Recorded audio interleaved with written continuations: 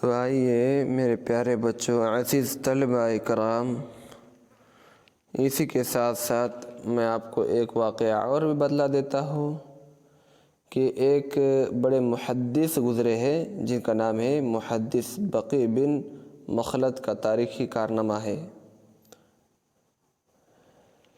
ابن مخلد رحمۃ اللہ علیہ اندلس میں ایک محدث گزرے ہیں۔ وہ سفر کر کے بغداد پہنچے۔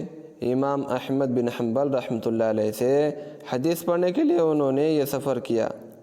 اللہ کی شان کے وقت کے حاکم نے امام احمد بن حنبل رحمۃ اللہ علیہ کو گھر میں نظر بند کر دیا۔ نہ کوئی ان سے مل سکتا تھا اور نہ ہی وہ کسی سے مل سکتے تھے۔ ابن مخلد رحمۃ اللہ علیہ بہت پریشان ہوئے۔ ان کے ذہن میں ایک تجویز آئی، ہوٹل میں جو کمرہ کرائے پر لیا تھا وہاں سے جب نکلے تو سر پر بھی کپڑا باندھا ہوا تھا اور منہ پر بھی کپڑا باندھا ہوا تھا، ٹانگ پر بھی ایک جگہ کپڑا باندھا ہوا تھا۔ پھٹے ہوئے کپڑے تھے، ایک ہاتھ میں لاٹھی تھی اور دوسرے ہاتھ میں کشکول پکڑ لیا جیسے سوال کرنے والا فقیر ہوتا ہے۔ باہر نکل کر انہوں نے مانگنا شروع کر دیا۔ اس زمانے میں فقیر جب سوال کرتے تھے، کوئی چیز کا مطالبہ کرتے تھے، کسی گھر پر جا کر مانگتے تھے تو یوں کہتے تھے، اجرکم علی اللہ، تمہارا اجر اللہ کے ذمہ ہے۔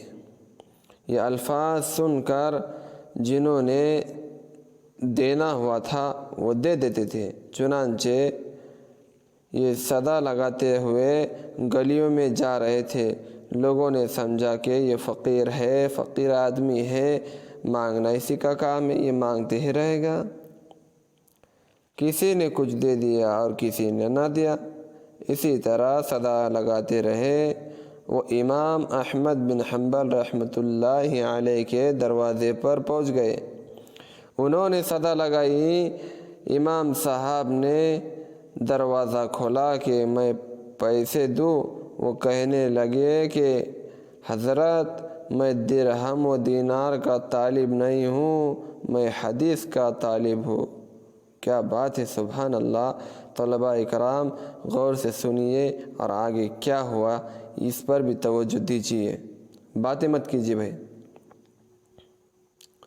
آپ سے حدیث پڑھنے کے لیے آیا ہوں۔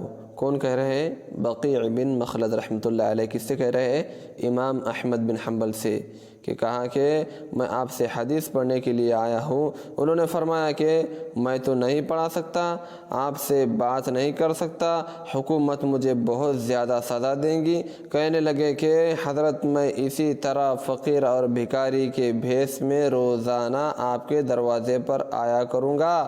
آپ دروازہ کھول دینا، جتنی دیر پیسے دینے میں لگتی ہے اتنی دیر حدیث سنانے میں لگا دینا اور میں حدیث زبانی یاد کر لیا کروں گا۔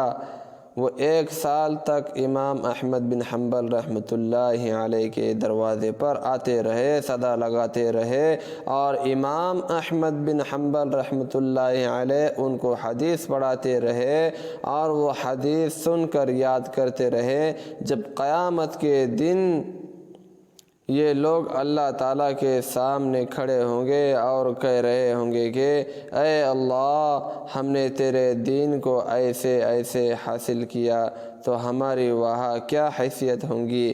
ہم اپنے اوقات کا خیال رکھیں، ایئر کنڈیشنر کمروں میں اور ٹھنڈے ٹھنڈے پنکھوں کے نیچے صاف ستھری جگہوں پر بیٹھ کر آج آپ لوگ اپنے اساتذہ سے علم حاصل نہیں کر پاتے۔ یاد رکھیے، وقت ہمارے پاس بہت بڑی نعمت ہے کہ ہم ایک مقولہ سنتے ہیں بزرگوں کا کہ الوقت اثمن من الذهب والفضة، کہ وقت سونے چاندی سے زیادہ بھی قیمتی ہے۔